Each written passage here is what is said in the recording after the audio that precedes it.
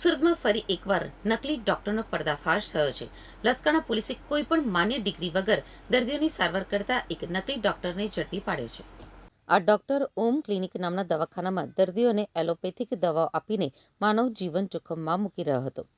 પોલીસને મળેલ બાતમીના આધારે લસકાણા ગામમાં આવેલા બળિયાદેવ મંદિર સામેની ઉમિયા કોમ્પ્લેક્સમાં દુકાન નંબર 3માં ઓમ ક્લિનિક નામનું દવાખાનું ચલાવતા ઉત્પલ રાજકુમાર રાય ઉપર દરોડો પાડવામાં આવ્યો હતો. આરોપી પાસે મેડિકલ પ્રેક્ટિસ માટે જરૂરી કોઈપણ ડિગ્રી ન હોવાનું તપાસમાં બહાર આવ્યું હતું. તેમ છતાં તે બીમાર દર્દીઓની સારવાર કરી રહ્યો હતો.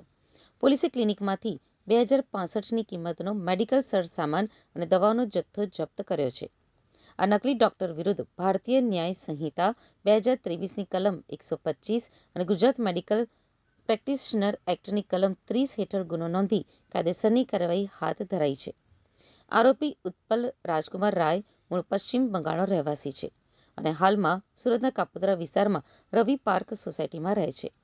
આ ઘટનાએ ફરી એકવાર ડિગ્રી વગર પ્રેક્ટિસ કરતા બોગસ ડોક્ટરો વિરુદ્ધ કડક કાર્યવાહીની જરૂરિયાત ઉપર ભાર મૂક્યો છે, જેથી લોકોના સ્વાસ્થ્ય અને જીવનને સુરક્ષિત રાખી શકાય.